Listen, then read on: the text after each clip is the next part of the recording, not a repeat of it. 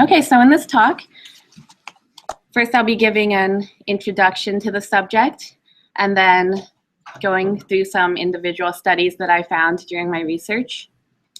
Then I will be talking about some background of the mechanisms of stroke recovery and how SSRIs work to contribute to recovery. Then I'll go into some subjects like pretreatment versus de novo treatment, whether starting a SSRI before or after a stroke is better, and then post-stroke depression and the adverse effects of SSRIs.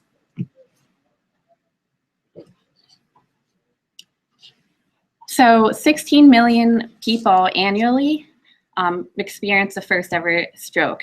And of these, 5.7 million die and 5 million remain disabled.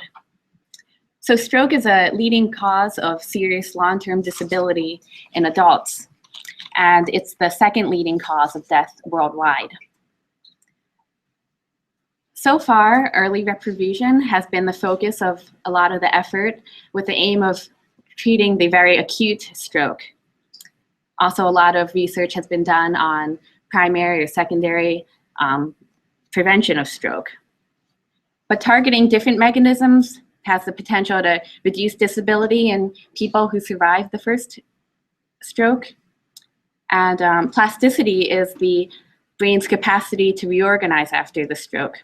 And this can be changed by different agents. And a lot of different therapeutic agents have been studied, things like small molecules and growth factors, monoclonal antibodies, and pharmacological treatments. So the focus of this talk is going to be on pharmacological treatments, specifically SSRIs. A lot of us have heard about the FLAME trial. To date, this is the most important, well-designed pharmacological study to show a positive effect on stroke motor recovery. This stands for fluoxetine for motor recovery after acute ischemic stroke. And this trial demonstrated that fluoxetine improved motor recovery and reduced dependency after stroke when it was given to people without depression. This was a double-blinded, placebo-controlled trial, and it involved patients from 9 stroke centers in France. And they had an ischemic stroke and hemiplegia or hemiparesis and a Fugl-Meyer motor scale score of 55 or less. To review what the Fugl-Meyer motor scale is, it measures recovery in post-stroke hemiplegic patients. And this is a test that looks at different aspects of motor function. The upper and lower extremities are tested separately, different movements and tasks, and these are tested in different planes. And so the movements are graded on a scale of 0 to 2 with a maximum score of 100. So in this trial, the patients had a score of 55 or less, and they were aged between 18 and 85 years of age. Half of them were given a placebo, and the other half were given fluoxetine, 20 milligrams orally daily for 3 months, and this was started at 5 to 10 days after the onset of the stroke. The primary outcome that was measured was a change in the FMMS score between days 0 and 90. And so 118 patients were included in this trial. And it was found in the end that the improvement in the FMMS score at day 90 was significantly higher in the fluoxetine group. And so it was concluded that early prescription of fluoxetine enhanced motor recovery after 3 months.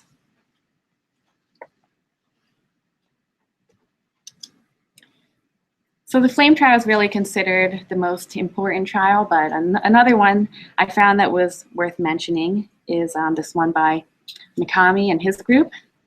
And so in this study, it was, they looked at the course of disability during a 1-year follow-up period after stroke in patients who were given an antidepressant for 3 months compared to those who were given a placebo.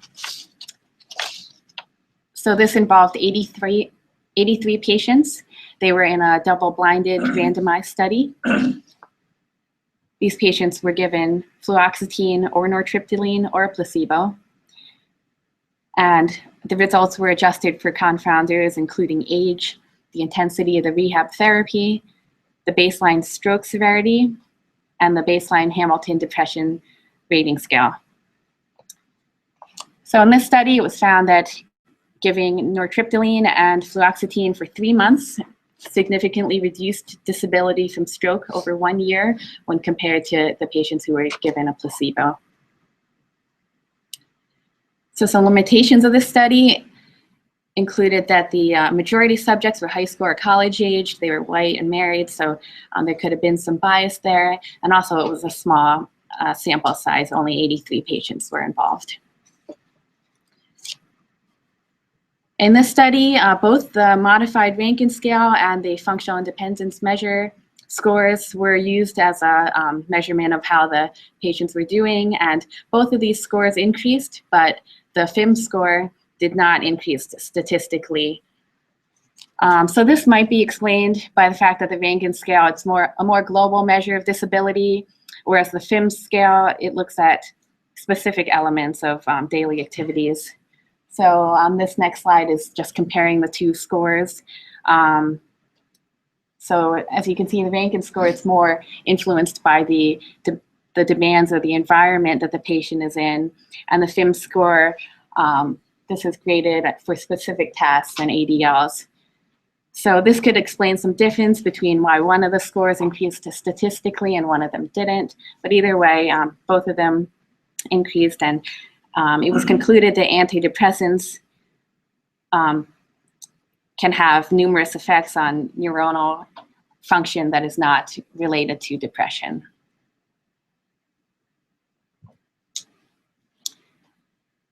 The last study I'm going to talk about is this meta-analysis, and so this was looking at randomized controlled trials of SSRIs compared with controlled.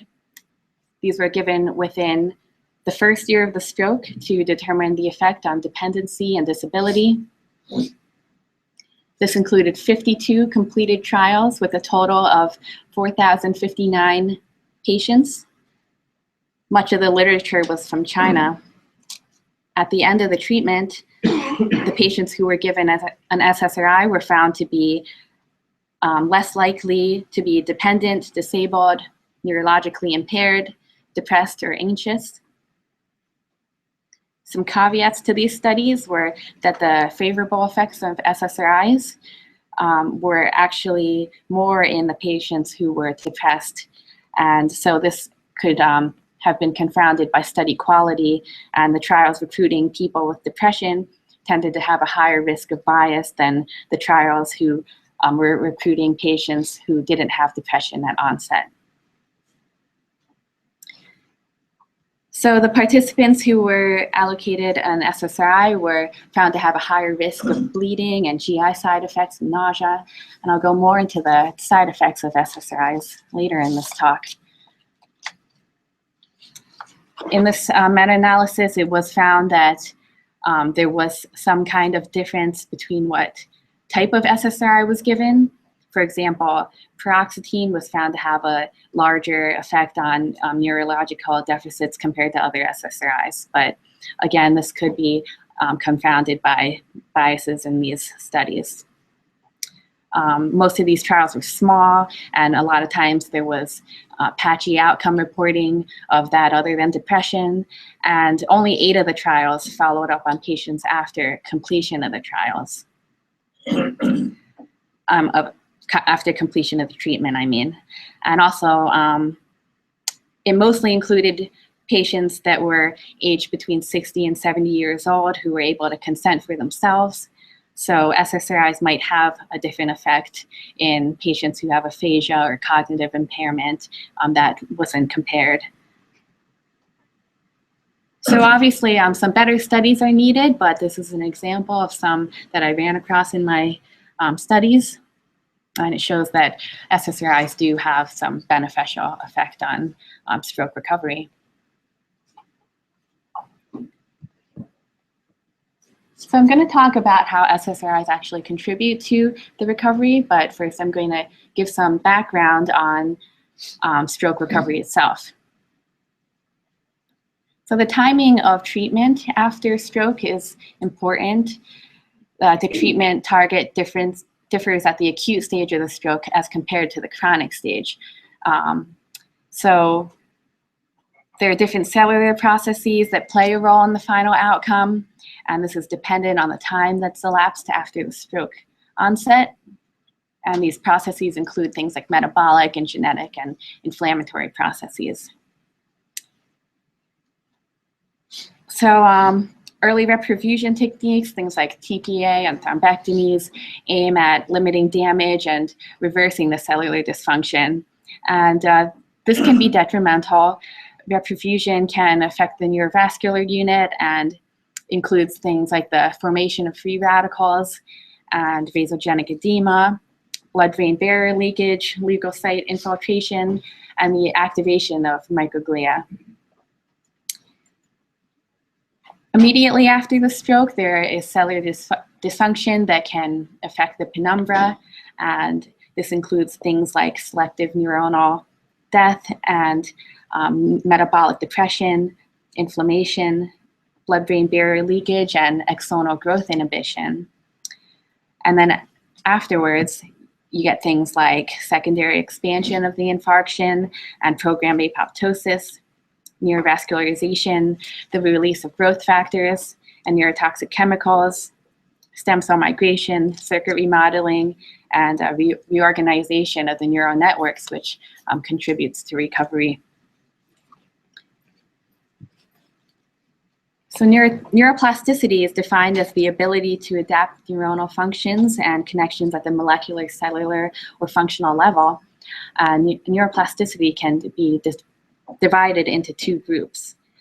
There's functional plasticity and morphological plasticity.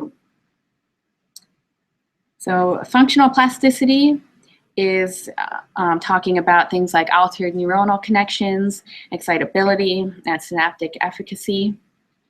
So this begins within hours of symptom onset, and it gives way to functional plasticity and relearning. In animals, it's been shown that this is active at 1 week after stroke and then reaches a plateau at 3 to 4 weeks after the stroke. And even in the chronic stage, this can be modulated if you have the appropriate type of intervention. Then morphological plasticity is referring to spine remodeling, axonal sprouting, and synaptogenesis. And cell genesis can support recovery of functioning in the surviving tissues, and this is the targeted treatments that are aimed at these neural repair mechanisms. So functional recovery after stroke, it can evolve after months or years.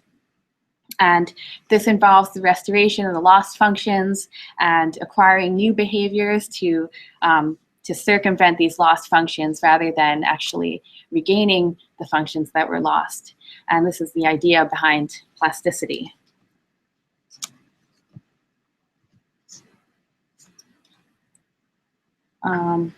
Okay, so plasticity has been shown in neuroimaging to take place in perilesional areas and also in other areas like the contralateral hemisphere or the cerebellum. And recovery, it's a dynamic process. At different times, there are different processes going on. So this graph is showing that depending on how far out the patient is from the stroke, there are different mechanisms occurring. So it's been shown that rehab techniques can affect brain reorganization, although there's no standardized program yet for what these techniques should entail. And although it's been supported by animal studies, changing a specific neurotransmitter hasn't been significantly studied. Things like dopamine or amphetamines have been looked at, but the results have been studied. And so far, really, the most promising thing has been serotonergic agents. So that brings me into how SSRIs actually work to improve recovery. There are three mechanisms that are thought to take place, and this includes the stimulation of neurogenesis with possible migration of the new cells to the damaged brain regions, through neuroprotection, through anti-inflammatory effects, and through improved autoregulation of cerebral blood flow. And I'll go through each of these individually. So in preclinical studies, it's been shown that exposure to stress leads to atrophy and cell loss in the hippocampus, and also decreased expression of neurotrophic and growth factors. Chronic administration of antidepressants upregulates neurogenesis in the adult hippocampus in these animal models. And this is through upregulation of factors such as BDNF and VEGF and other neurotrophic and growth factors. It's unclear how ischemic regions outside of these regions, like the hippocampus, might benefit from neurogenesis. But in an adult rat model of MCA occlusion, ischemic stroke led to enhanced proliferation of these cells and then differentiation of these neurons into the phenotype of the damaged neurons. And then actually, these neurons could be found later on in the regions that were affected by ischemia by the MCA occlusion. So this actually suggests that these neurons can migrate towards the area of ischemia.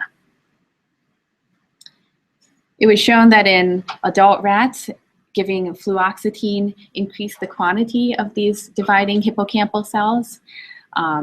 This was shown to be in the long term, divided into 14 to 28 days, but not in the short term use, 1 to 5 days.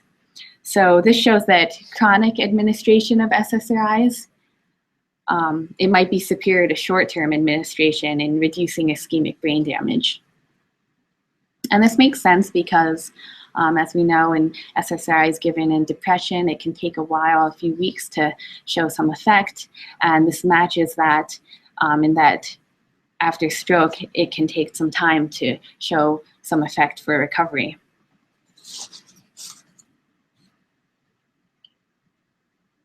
So neuroprotection, it's mediated by the activation of the microglia and also the neutrophil granulocyte-induced inflammation. And in rats who had an MCA occlusion, it was shown that giving intravenous fluoxetine was shown to reduce infarct volume and also suppress the microglia activation and a neutrophil infiltration in these ischemic brain regions, even when given up to 9 hours after the ischemic event. So the anti-inflammatory effects of fluoxetine might contribute to neuroprotection and ischemic stroke due to the inhibition of this post-ischemic inflammation and apoptosis.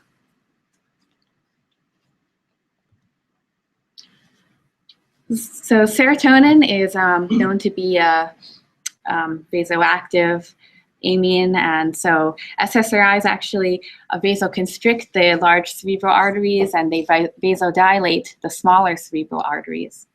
And this works through the expression of HIF-1 alpha. This stands for hypoxia-inducible factor.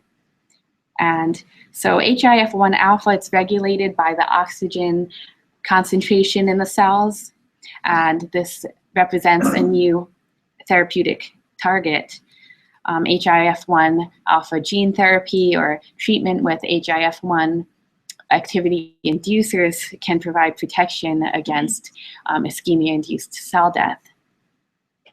So after ischemia, HIF-1 alpha, it has beneficial effects that affects the neuronal survival, and in studies in mice, it's been shown that treatment with fluoxetine and sertraline significantly induced the infarct size and restored autoregulation and elevated the expression of HIF-1 alpha.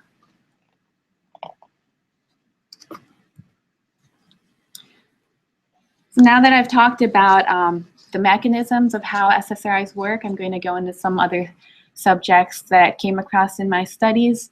One of these is pretreatment versus de novo treatment, whether an SSRI is started before the patient had a stroke is better than if they were started on one during their hospitalization.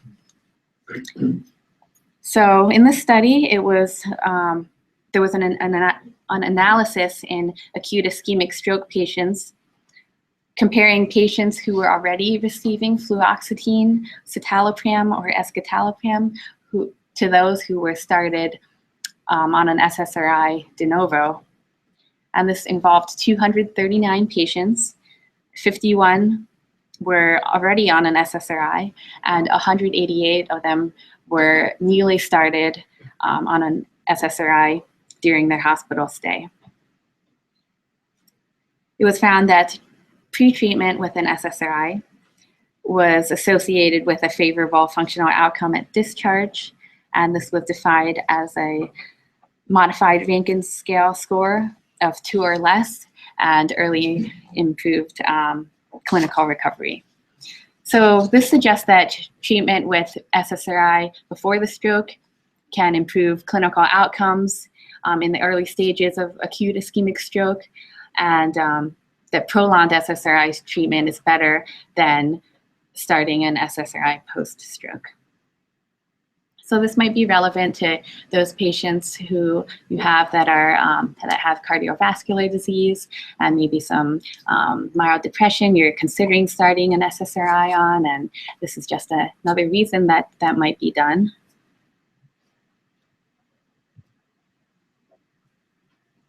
All right, so post-stroke depression, this is a really big topic. It could really be a grand round subject by itself, but it's hard to not talk about SSRIs without talking about it. So I'm going to give some background. First of all, 20 to 50% of stroke survivors experienced post-stroke depression, and so the risk of depression might be almost doubled compared with that of the general population. And of course, this has negative effects on the functional recovery. Depression might be both caused by the ischemic brain injury and also a psychological reaction to this event. Post-stroke depression can be difficult to differentiate from grief in post-stroke survivors, as a lot of times these people are going through a grieving process in the first few weeks after a stroke. They're coping with the consequences of just surviving this life-threatening event. So the difference is that sadness has a cause, it's a finite state, and oftentimes it's an emotion that's not experienced by those with depression. A distinguishing factor is that grief doesn't blur one's sense of self, and sadness hasn't been directly related to a lack of motivation needed to participate in the rehab process, while post-stroke depression has been shown to reduce the quality of life and has been linked to increased mortality. So some symptoms of post-stroke depression include alterations in weight and appetite, disturbed sleep patterns, loss of energy, a sense of worthlessness, suicidal ideation, anhedonia, psychomotor retardation, and agitation. And because almost 20% of post-stroke survivors require some type of institutional care at 3 months after stroke, social isolation can also contribute to post-stroke depression. There are many obstacles that are existing to diagnosing post-stroke depression, and this includes things like the lack of consistency of the screening tools, common disturbances of cognition or language after stroke, the change in emotional and behavior cues that are related to the location of the infarct, a lack of knowledge of care providers, and also social stigma associated with depression that can be an obstacle to diagnosing this. So patients with left hemisphere damage are more likely to retain emotional awareness, and so they're at a greater risk of emotional reactions like depression after stroke. So in a study by Murray and his group, they looked at the effect of sertraline on patients who were 18 years or older who developed depression within 12 months after stroke. And it was found in the study that the quality of life scores were significantly higher in the sertraline group, and there was a decrease in emotional responses and hostility. In another study, fluoxetine was found to have similar results, and here it was found that fluoxetine improved the symptoms of post-stroke emotional lability and anger proneness. And in this study, intervention began at an average of 14 months after the onset of stroke. And so not much can be said about early intervention, but still the SSRIs have some beneficial effect for post-stroke depression.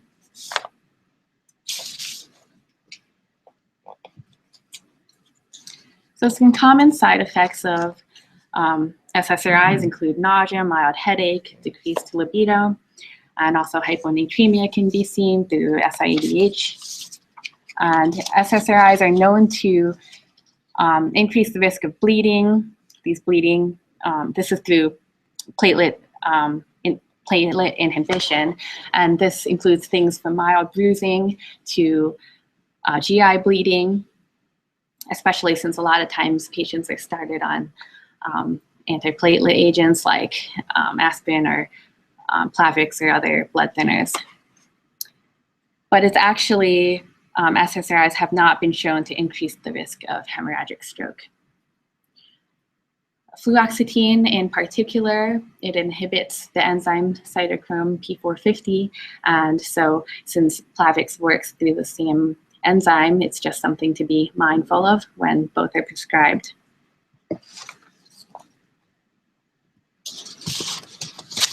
Okay, so in summary, SSRIs have been shown to improve motor recovery in the post-stroke setting, even when given to people who don't have depression.